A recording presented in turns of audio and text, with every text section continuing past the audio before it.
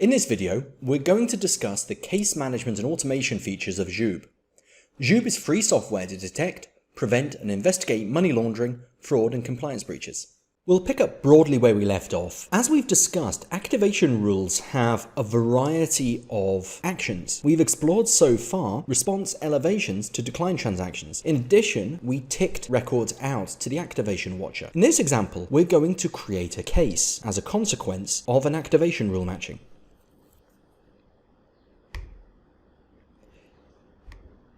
Creating a case is a simple matter of ticking the Cases checkbox and specifying the initial workflow status and how we're grouping this case. In this case, we'll group by account ID, but it could just as easily by IP address, by device ID, by channel ID. Bypass suspend refers to the sampling of cases rather than the creation of cases for every match. Although it would be important to mention that a case can only be created once for the case key. So for a given account ID, let's suppose there were 1,000 matches, there would only ever be one case for that account ID. These parameters, the workflow status, are configurable under the administration section, which we'll come on to later. But for the moment, I have a pre-configured example for illustrative purposes. So I'm going to update my rule and synchronize my models.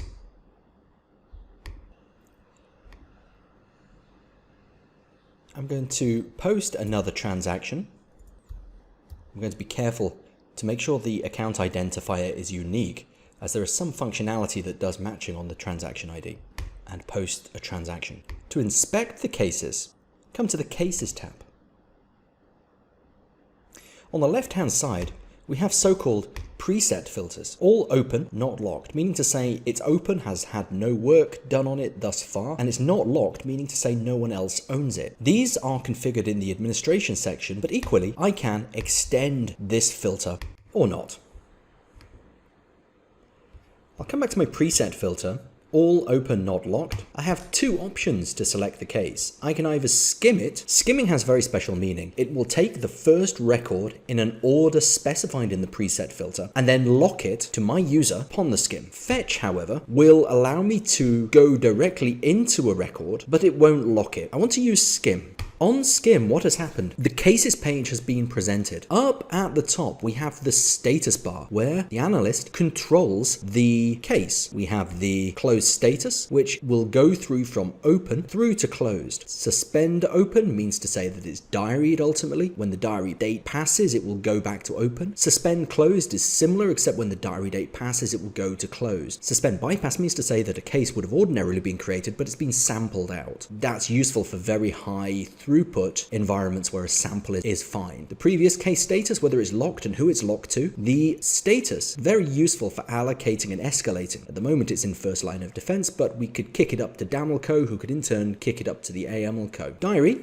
allows me to put a date in the future where I'd like to review this, and the star rating allows me to give some subjective feedback as to the quality of the case. Meanwhile, this section here, the colors are configurable in the administration system, so don't worry too much if it's not to taste, but this is the transaction that has actually driven the account into the queue. We can have various displays of that transaction using custom displays, which I'll refer to in the administration section also. Meanwhile, scrolling down, I can see that this transaction has matched on the velocity rule threshold. If there's many rule matches, subject to them being selected as visible, they'll be recorded in this tab. All of the transactions that have taken place on this account ID, the case key, are recorded here. Notice only the activations though. I can change that and bring back all of the transactions for this account. The transaction in bold means to say that this transaction caused the account to get into the queue. So if you've got 1,000 transactions and you're not actually sure which one drove the account into the queue, it's always going to be the bold line. The colors for this are handled in the administration section also. These colors here, the green background and the red foreground, that indicates the transaction was declined. There's some regular expression matching happening on the response code. Again, controlled in the background, which we'll cover in just a moment. To facilitate analysis, columns can be moved, with the order being saved in the analyst's profile. Columns could also be grouped to look for commonality. Furthermore, cells can be drilled upon to perform some link analysis inside this journal.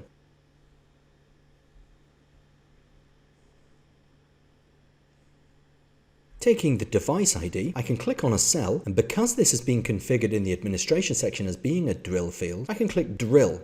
So to bring the case to a conclusion, I would perform my underwriting, add a note to explain what I've done,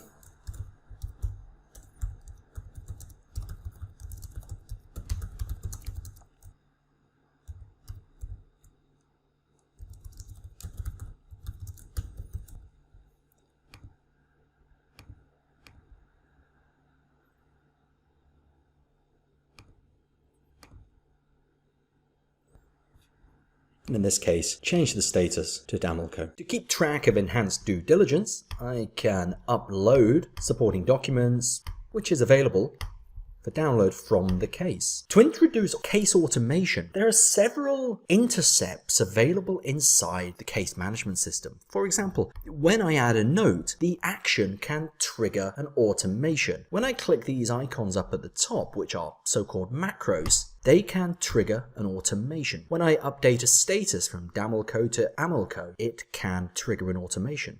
When I submit a case form, it can trigger an automation. Automations are two things. One is to send an email or an SMS, not necessarily the most robust of means to perform automation. Another is to send an HTTP post outwards to an endpoint waiting to receive that post, which will then be developed in such a manner that will conclude the automation. We'll look into that in some detail in just a moment when we look at the administration section of the case management system. Before that, let's review the audit trail of the case system, as an immutable tamper-proof audit trail is intrinsic to anti-money laundering policy. This is supported in a most granular fashion by Jube. There's case notes, obviously.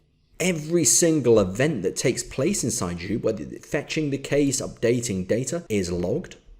So it's not really possible to cherry pick cases, and any submission of case forms. In this case, I was blocking an account, and by expanding, I'll be able to see the payload that was sent to either the email or the HTTP endpoint. To conclude this case, I am going to set the case to closed, and accordingly, nothing will match my case filter until that is, a new transaction is processed,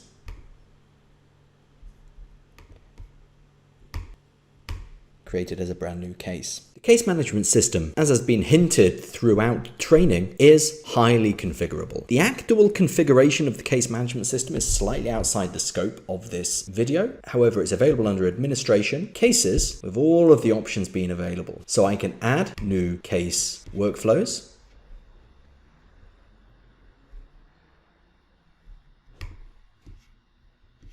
I can create different statuses.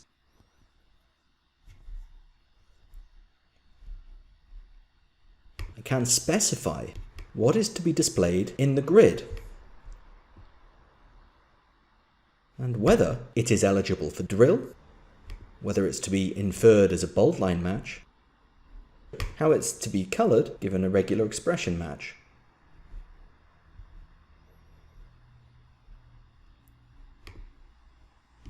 I can create HTML forms to begin automation.